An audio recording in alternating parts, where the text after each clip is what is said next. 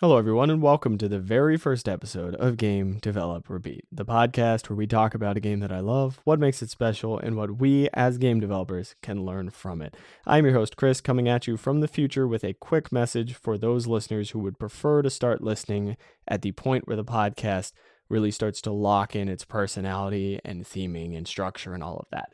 For those listeners who would like to jump in at that point, I would recommend around episode 20 or 21. If you're somebody who loves listening from the very beginning, this is a good spot. But if you want to jump to something with just a little bit more polish to it, I'd go to about 20 or 21. That's a good place in my mind. Those episodes are Morrowind and Celeste. That's all from me. We are going to now play the original episode without any new edits or anything like that. Enjoy the show, and I hope that you stick around. Hey, welcome to this brand new podcast entitled Game Develop Repeat. My name is Chris, and I will be talking to you for the next 30-ish minutes.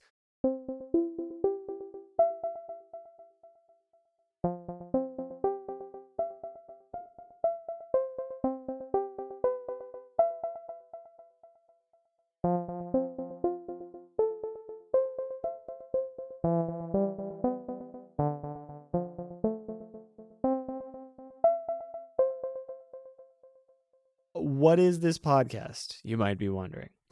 This is a podcast about game development primarily. It's also about just games that we are passionate about, and it's a little bit about skill development, but it's all going to tie back into game development. So a lot of it's going to be about the skills that game developers are working on. So how is it structured? First section, it's structured after the name a little bit. First section is going to be about a game specifically, or a group of games that have something in common. We're just going to dive deep on that game or games, talk about them, talk about what makes them so fun, kind of geek out about them a little bit. Next section is going to be the develop section. We're going to talk about game development. We're going to talk about the process of game development. We're going to talk about those moments when you're just sitting in your room, grabbing your face with both hands and muffling your screams because one line of code has an error in it and you can't figure out what's happening and why is Unity crashing and what is going on. And the more cheerful side of game development too. We'll be talking about the good stuff, we'll be talking about the bad stuff, and we'll be talking about how we can take ideas from the first chunk of the show, from that cool game we were talking about, how we might tie that into our own projects, and then for the next section, for the next section called Repeat, we're going to be talking about skill development. So we'll be going in on tricks and tips that you can use in order to make sure that you are learning skills in an efficient manner without like driving yourself crazy trying to track every minute of every day or just stressing out about stuff and like beating yourself up and all that stuff. So we're going to talk about some skill development tricks. Who am I? I guess I'll give you a tiny bit of background about who I am. I'm a fledgling developer. I'm just learning as I go, and this is kind of a cool way for me to almost devlog the process of learning to create games and keep a record of it. Additionally, I have a degree in music education, and I think that gives me a couple little unique, weird perspectives that I thought some people might find interesting. That's kind of why I'm sharing this, rather than just keeping it on my own computer. So hopefully some of this is of use to you. Let's get into our first game. Our first game will be Legend of the Dragoon. All right, I am going to sell you on the Legend of Dragoon. This game takes one of the weakest points of Japanese RPGs, in my opinions, and turns it into a strength. For me, one of the places where Japanese RPGs fail so frequently is the combat. I get very frustrated with JRPG combat not because it's like inherently bad, but because you do it so much. Like you just keep doing it over and over and over and over, and it reaches a point where there's no strategy. And I would like the combat to either have some strategy in every battle, and make you think every time, which is really hard to accomplish, or have something to keep you engaged and like caring about the battle. Like I feel like there's got to be some kind of a skill aspect to it, and that is what the Legend of Dragoon does. You're gonna hear me say the name wrong a lot. That is because as a kid I misread the title and it stuck, and I just realized that I was saying it wrong my entire life. While recording this. So it is supposed to be The Legend of Dragoon. I always say Legend of the Dragoon. If you see the cover, you will probably see why I do that. Okay. The combat has a timing based combo system. So it's a little bit like DDR with the arrows floating up, and then you got to hit the arrow at exactly the right time to get a perfect, except it is a square that kind of rotates in towards the center of the screen to line up with another square. They're both just like thin outlines. They don't get in the way of the animations. Not really. So it lines up, and as soon as it hits, you want to hit the button so that you can do your next part of your combo. They start out simple, and then they get more complicated. Now, you've got these combos for almost every character except for your archer, and I always wish that there was like some interesting combo for her, because I underused her so much throughout the whole game, and it's kind of a mistake. You kind of need to use her, if we're being honest. But anyway, this combat system gives you more depth to the characters because each character has their own fighting style, and you start to feel like you are playing as them. If you're playing as, I'm going to mispronounce some names here. If you're playing as Maru, you're going to be like, oh my God, I've got to go so fast. She's so like fast and peppy and quick and whoa. If you're playing as Kongol, you're going to feel like you're holding this like heavy freaking weapon. And his attacks just kind of come out of nowhere, even though it's so heavy. Like you get this weird feeling of his strength just by doing his combos. And Rose has like this weird like suddenness to some of her attacks, and it just it fits in with her character a little bit. There's a couple spear wielding guys, and there's a lot of cool stuff going on there. Like it's great. It's used for character development. It's used for making you feel more connected to a character. There's an element of the story that I don't want to spoil, but it makes you more connected to a character in a way where the combos themselves have a little bit of an emotional impact on the player. And I know that's very vague, but I'm very big on trying not to spoil games from like 23 years ago, 22 years ago, whatever. So I'm trying not to, in case you decide to pick it up. It is a little hard to get a copy of, for sure. It's a little bit of like I feel like it's oddly expensive. What I'm seeing on the Wikipedia article suggests that it was pretty successful, but I think it's become a bit of a cult classic thing. I mean, apparently it got mixed reviews, but sales were pretty good. I don't know if it made its money back. I don't really know.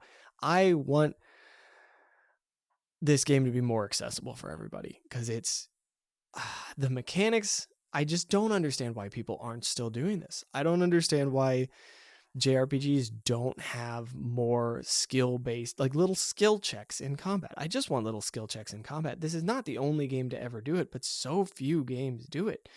I guess a lot of them just go, okay, let's make the combat as easy as possible so we can just rip through it and go to the story. But then they make the combat drag on over and over and over, because like you try to skip the easy combat, you get to the big boss fight, and then you're like, oh no, I'm weak because I've been skipping all this easy baby mode combat.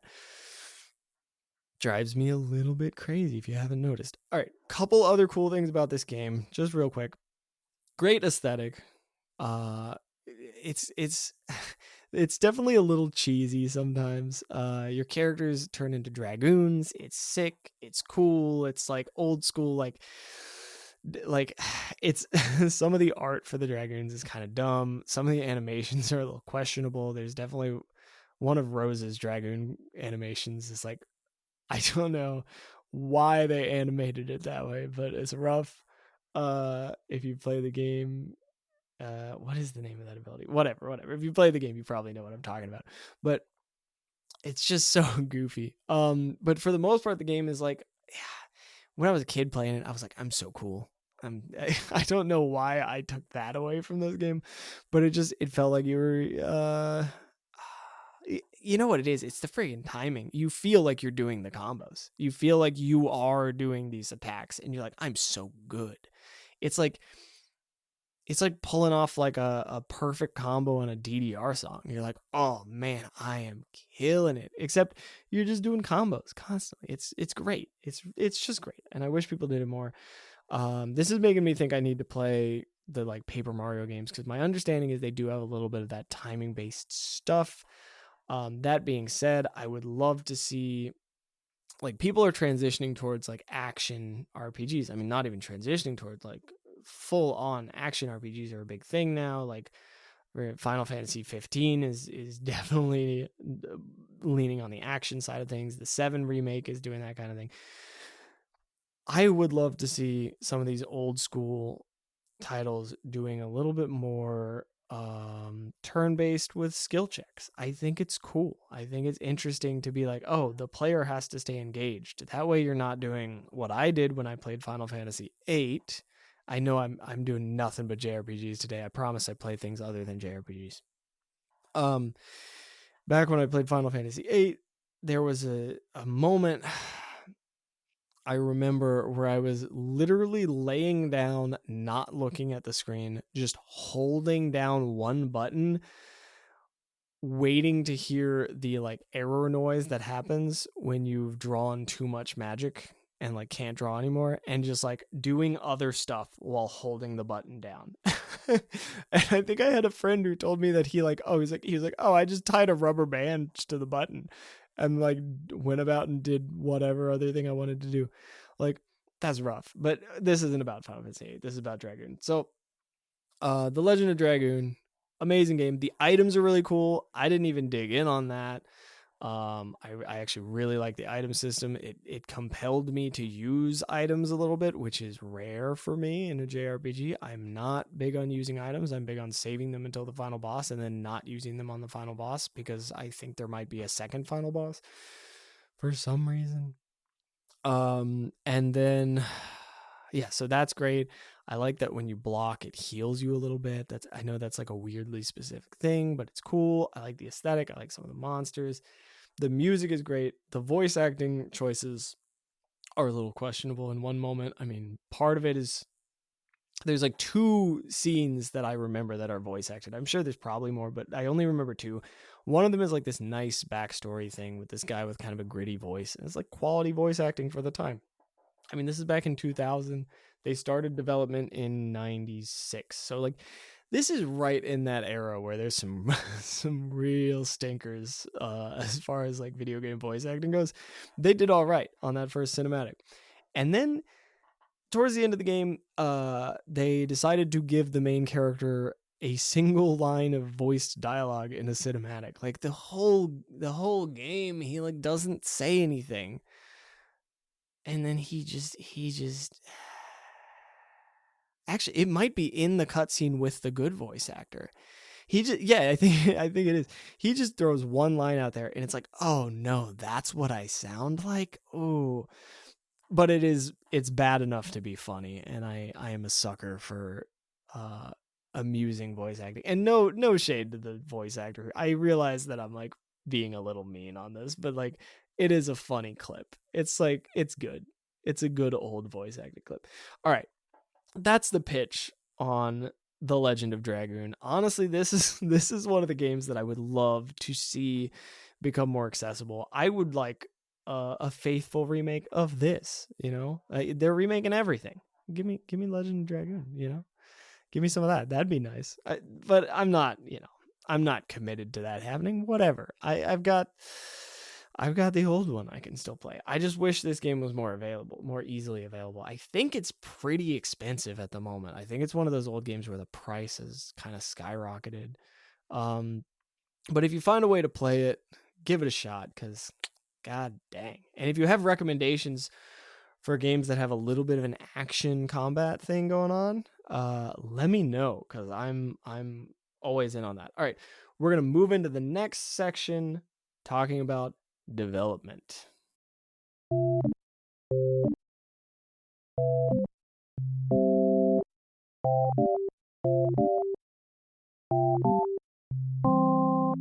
Okay, so what lessons can we take from The Legend of Dragoon? I would say the biggest lesson that I'm taking from it is if I run into something in a game that I'm making that has this feeling of like, this is just a little, it's getting a little monotonous, it's getting a little repetitive, it's getting a little dull, and I need to spice it up a little bit, then spice it up a little bit in a way that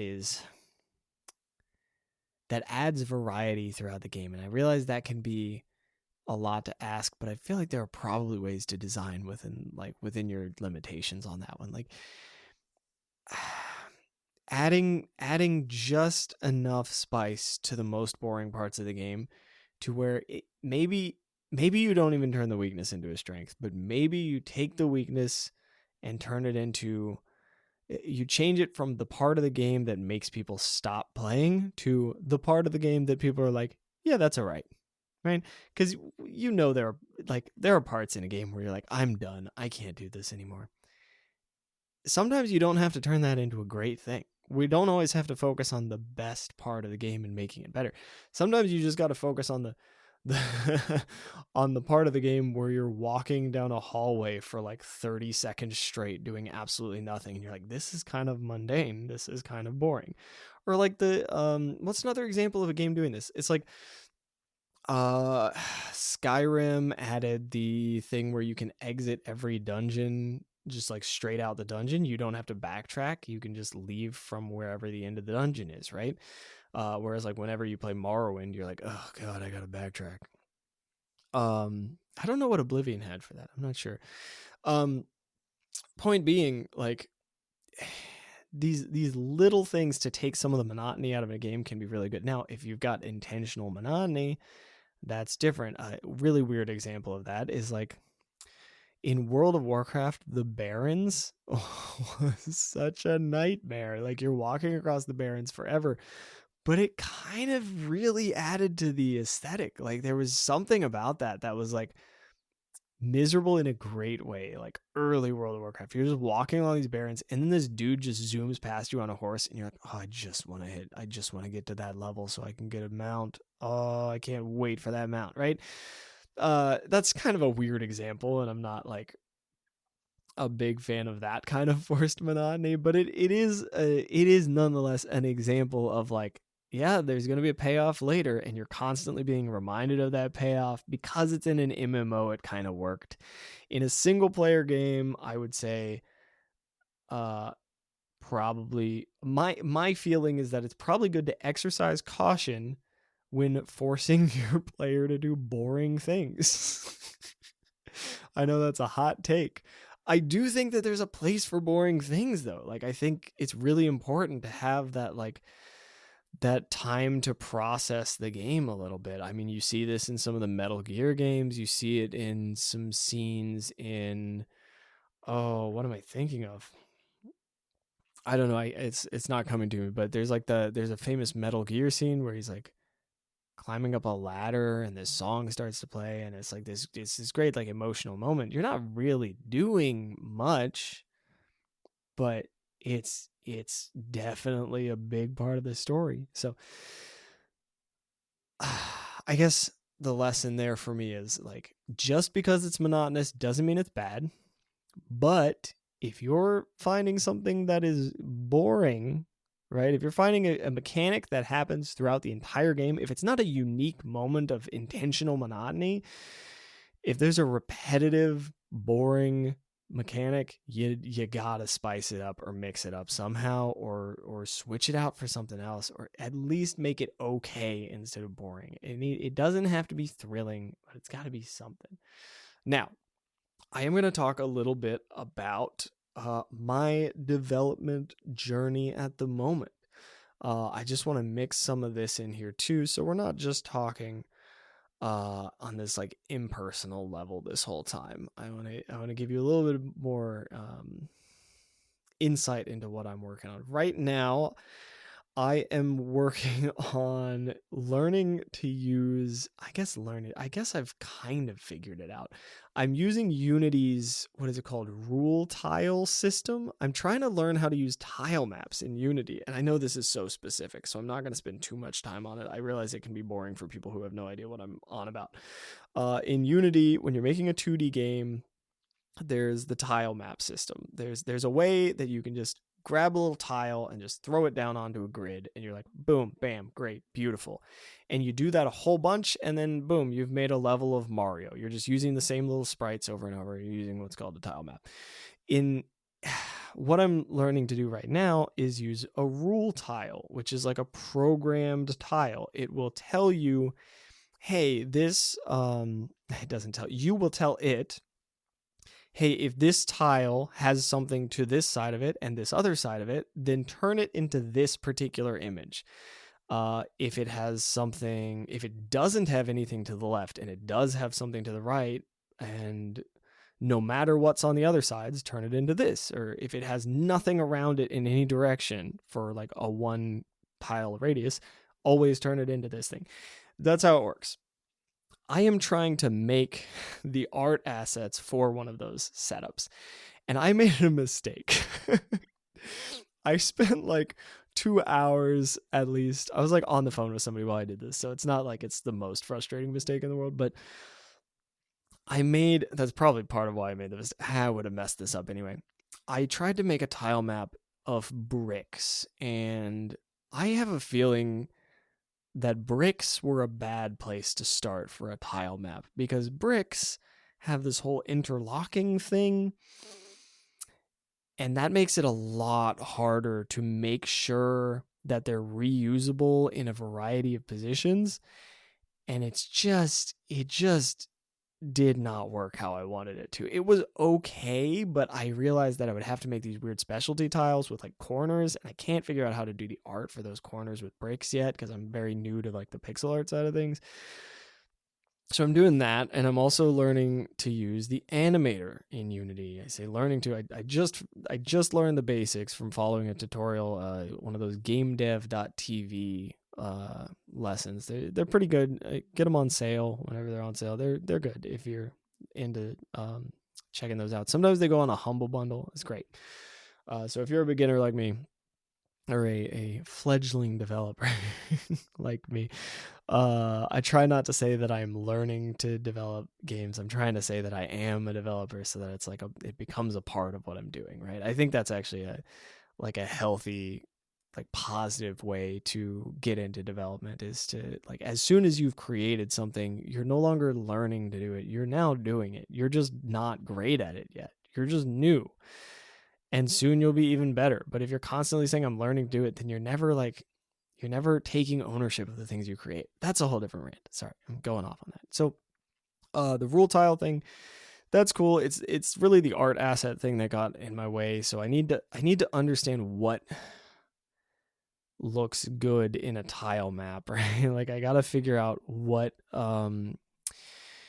tiles I really need. So that it'll be a little quicker and a little easier to make tile maps, and also like is good practice for tile maps. I don't think I'm going to make bricks again. I think bricks were a mistake. Maybe an artist out there can like let me know if those are can help me justify my decision to be like, yeah, those are very tricky. Yeah, you took on something challenging. That's like, probably not. I probably just messed it up because I was going to mess it up. Like that is just the first time doing it. That happens. And then the animator is good fun. I made a little simple little black and white sprite and made him like jump, and gave him a little like walk cycle. I say walk cycle, it's more of a bounce cycle, because I felt like animating legs was going to be harder. So instead I kind of just made this little spherical guy that bounces, and I already knew just enough about how to make a bounce look okay, where I was like, oh, maybe this will be satisfying. Ooh, and here's the last thing I'll say about developing this past week. I discovered the sheer joy, and I mean, it's a beautiful feeling. It's so great. The sheer joy of making a movable character with animations in a game. Like, when you go from, oh, I'm moving a square around, and there are other squares that it's bumping into, right? When you go from that to, oh, I'm moving a character around and he has legs and he's got like an expression. It's like the moment you put life into those art assets. I know people say like don't invest a ton of time into art assets early on, whatever. Like I get that and I agree that it's probably unwise to spend a crap ton of time on your art assets early on, because you're probably going to switch them out. You're probably going to have weird collider issues or programming issues or whatever. But man, it brought it to life the moment I had an asset. It wasn't even a custom asset. It wasn't even something I made. It was something from a bundle. And then as soon as I used that, I was like, holy crap, I have to make my own asset and see how it feels. It was so motivating. So like, if you're getting stuck just like working on game mechanics, throw in something with a little animation, get the animation working properly, and then move around. If you're doing like a little 2D platformer, that's what I was working on for that one. Move it around a little bit and you will just be like, oh wow, I have to keep working on this now. I'm too excited about it. I can't stop. That's how it was for me.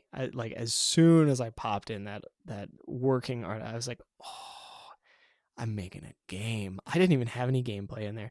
It was just a guy moving around on tiles. It was just like some colliders, basic player controller. I was following a tutorial.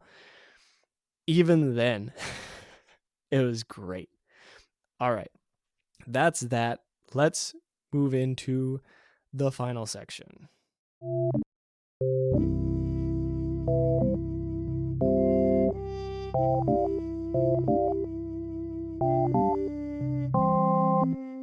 Let's talk about a behavior that I repeat regularly in order to learn more effectively and with less frustration, but in a way more frustration. You'll understand as I get into it. Let's just go into a hypothetical scenario here. You are following a video tutorial series, right? There's a bunch of fantastic ones. You're following something on YouTube or wherever else, and they're telling you, all right, first thing we're going to do is you're going to right click over here, go to this drop down menu and click on create new game object. And you go, all right, sweet. And you pause the tutorial and you go into Unity and you right click over here and you do the thing and then you open up and you've got a new game object. You're like, all right, great. You start the tutorial back up. He's like, okay, on this game object, what we're going to do is we're going to move its position over here and then we're going to add a new script. So we're going to make a new folder that says new script. Hold on. And you pause it. You go, okay, move the thing here, move over here, whatever. You go back to the video and back it up a second. He's like, okay, make a new folder that says new. You get the idea. If you were taking this video in little tiny chunks and you're doing the behavior as you watch the video, you're in trouble. And this is actually a technique that the Unity Learn platform really emphasizes early on in their platform, which is great. I actually highly recommend the early chunks of the Unity Learn program. They're pretty good. But this is something they say. They're like, look, listen to the whole video first, then do everything. Don't do it while you're listening. And I think people don't understand necessarily. Like, I think it's easy for it to go past you how powerful the difference between those two things is. So you actually want, in my opinion, you want to wait until you start to feel like you're forgetting things. You want to feel like you're about to forget everything, or you want to actually forget a tiny bit of the information, right? And then you want to try to do it, because then you're making yourself remember. You're going, oh, what is that? Where is that? And it's that same feeling that you're going to have 2 years from now when you're searching for that little bit of information. So you need to practice that information recall. That's how you learn it. That way, 3 weeks out, you have a better chance of remembering these little details about navigating whatever engine you're using, or remembering whatever word you need for your code, or whatever concept you have. You have a better chance of remembering it if you've had to remember it before. So you actually want to force yourself to have to remember things. And like maybe a minute is not long enough to forget something, whatever. But taking on that information in a bigger chunk makes it a little bit more strenuous on you. It makes it just a little harder for you to execute and remember, which makes you learn it more effectively. And like, it's not that much added stress, actually. It's super efficient. So give that a go. And then this is the version of this that I really love. If you're comfortable doing that, or if you're comfortable just jumping into this version of it, when you see the title of the next lesson on one of these tutorials that you're going through, save whatever you have, maybe back it up however you need to. Save what you have, and then just try to do what you think they're going to do. If the next lecture says, there was one on a gamedev.tv thing I was doing today where it was like, prevent character from sliding while on ladder. Okay. I don't know how to do that, but I went into Unity and I was like, I mean, I guess if I had to try to do that, I would turn off gravity. So I was like, I'm just going to mess with the gravity scale on this character. I'm just going to shut off gravity while he's touching the ladders and then turn it back on when he's not touching the ladders. So I messed around in code. It took me longer to figure that out than it would have taken if I just watched the video, right? And then I watched the video and they were like, so we're going to turn off gravity. And I was like, yeah, dude, I got it. Right? I was so hyped. And then sometimes you find a solution that they don't have. Like maybe he would have been like, oh, we're going to activate the, what is it? There's like, I'm struggling with this one. There's something where you can lock the player position, and I'm forgetting what it is. My suspicion is that would be bad for that scenario. But, maybe they're like, oh, this is the solution. Or maybe you try a different solution and then it doesn't work. Then you find out why it didn't work. And then you try a different solution, or you just watch the video and find out what the method they recommend is. Sometimes you might find something where you're like, well, man, I prefer this. And then you might even like, maybe that's your angle. Programming is not like, there's no one answer. Usually, I imagine, right? Like, I'm pretty new to this too, but like, come on, there's not one answer. There's so many possibilities. So a lot of the time, it's been really, really beneficial for me to just ditch the tutorial, try to do the thing, and then come back to the tutorial, watch the tutorial, and then see what I want to change in my own code and be like, oh, okay. That's why they do it that way. That's the other thing, is sometimes I get like a little arrogant about it. I'm like, oh, I like my way. And then the next lecture comes around. I'm like, I no longer like my way. I am very, this is not the situation where I want to use this. And that's perfect, because then I'm learning the pitfalls. I'm learning like, oh, I should be changing the velocity on the rigid body instead of using like transform.translate or whatever, right? I don't even know if I think that example makes sense. So the point being, don't be afraid to experiment pretty wildly when you're learning something, and then just come back onto the rails. Like, go run around a little bit. You're not gonna, you're not gonna get eaten by wolves by writing bad code. It's not gonna happen. Not in your private projects. You'll be all right. It's fine. So that's what I tell myself, at least. I definitely had a phase of like, oh no, I have to get this right. I can't. The reason I'm talking about this is because I have fallen down this rabbit hole. The thing where I'm like, oh, I can't possibly. I've got to do it exactly the right way. No, just figure it out, and then you'll find out. You'll learn so much more, and you'll retain it so much better. I'm going off on that over and over. One other note that I'm gonna say, just because I have to say this in the first episode, it's such a like important. I say that. I gotta say two things. One, if you made it around to the end here, if you stuck around this whole time, thank you so much. Like, oh, dude, my heart, it just swelled up too much. It's unhealthy how much that it grew the size of my heart. Don't worry, I'll be fine. But if you stuck around this whole time, I really appreciate it. And then the other thing I have to say, less heartfelt, more teachery stuff. There's the common phrase where people are like, practice makes perfect. Like, no, dude, practice doesn't make perfect. The teacher version of it is practice makes permanent. But like, I'm a big fan of exploring things so that you know what to practice. You know, that's like my thought process. Because when I was doing music, and I'll probably talk about this in another episode, but I absolutely practiced something way too much before I explored to find out what was the most comfortable posture for me. And before I really found out what was healthy as a musician, and I ended up doing like significant I caused jaw problems to myself because I didn't explore the possibilities. I just went, "Oh, this is how this seems to work." And I just went with it. And so I practiced the wrong thing for years, and it took so long to fix. It was such a frustrating process. So like, you know, don't be afraid to explore things. Yeah. At this point, I'm going on like a teacher rant. I feel like I'm talking to one of my old students, and that's not really the vibe here. We're here to, I don't know what we're here to do. We're finding that out. But I appreciate you hanging out. I appreciate you listening to this. And let me know. I don't know. Let me know how you like it. Let me know if you got any feedback. I will. You know what? I say that I don't have a way to contact me yet.